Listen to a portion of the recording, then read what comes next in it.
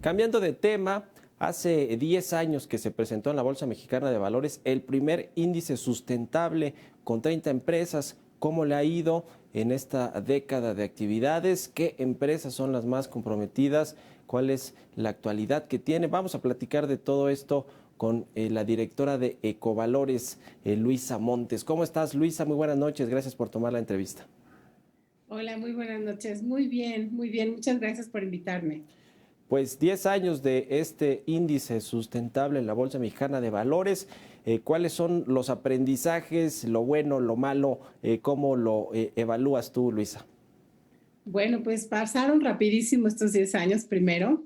Yo creo que ha sido muy interesante para las empresas, como escribí un artículo, porque a diferencia de otros países, los índices de sustentabilidad normalmente son una demanda de los inversionistas. En el caso de México fueron las empresas más que ya estaban listas, que ya operan en el extranjero, que ya tenían su reporte de sustentabilidad, las que estaban como solicitando que yo viera un índice en México, ¿no? Ha sido muy interesante porque muchas empresas, te digo, estaban muy listas y otras no tenían ni siquiera reporte de sustentabilidad.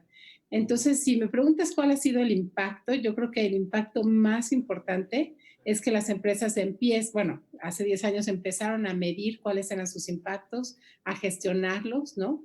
En tanto ambiental, social y de gobierno corporativo.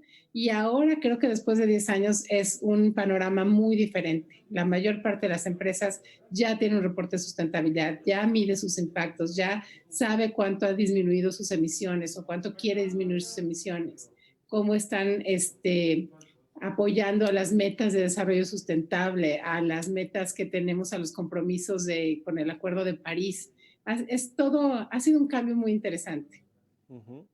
¿Cuáles son las ventajas que tiene una empresa pues estar listada en este índice sustentable?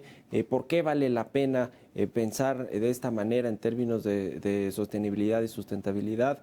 ¿Cuáles son pues las ganancias, ahora sí que en el buen sentido, que tiene una empresa al estar en estos índices? Bueno, en el camino en estos 10 años, los inversionistas se han hecho mucho más sofisticados. Principalmente los fondos de pensiones en México. Casi todos los fondos de pensiones firmaron hace 2 años y luego otra vez el año pasado un acuerdo mediante el cual ellos se comprometen a invertir en empresas que son sustentables, ¿no? Eso es muy, muy importante porque el principal inversionista en México somos tú y yo en nuestro fondo de pensiones, ¿no? O Sí, sea, sí, sí. yo sé que las personas que nos están viendo han de pensar, no, bueno, pero esos inversionistas grandototes que son los BlackRocks y todo eso, pero esos BlackRocks en el fondo, el dinero que traen es el dinero nuestro, el dinero de nuestra pensión.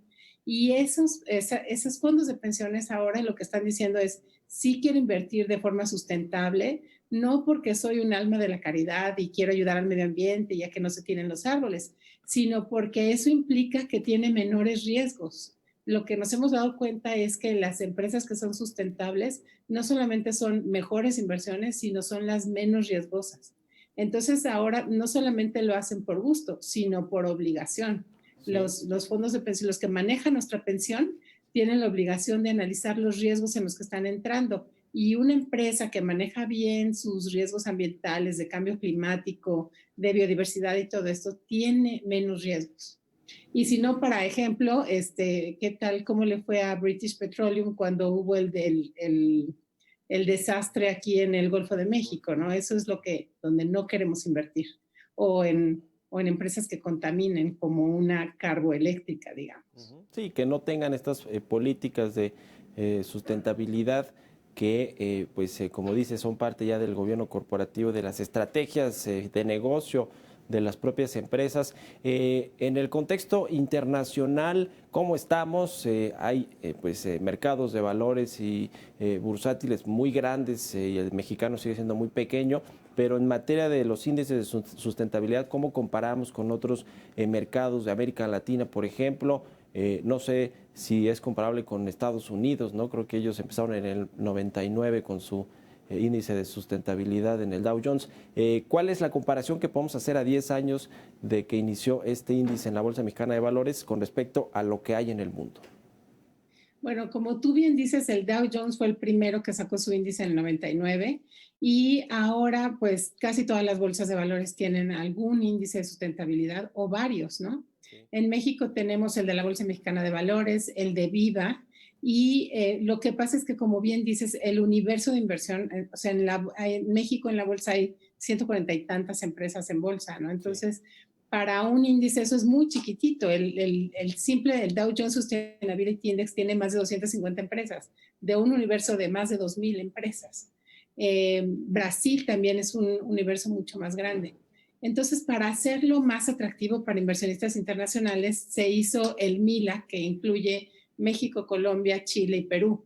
Y entonces ya con esa conglomeración, digamos, de los 4 mercados, entonces ya puede ser más interesante para los inversionistas internacionales, porque en efecto somos un país con una bolsa pequeña, ¿no? Finalmente, en un minutito, Luisa, que me queda antes de irme a la pausa, ¿cómo ves los próximos 10 años, por lo menos en términos del crecimiento de las emisoras que cotizan en este índice de sustentabilidad y en general de políticas que vayan permeando más, no solo en las grandes empresas, sino hacia abajo, en las medianas y pequeñas?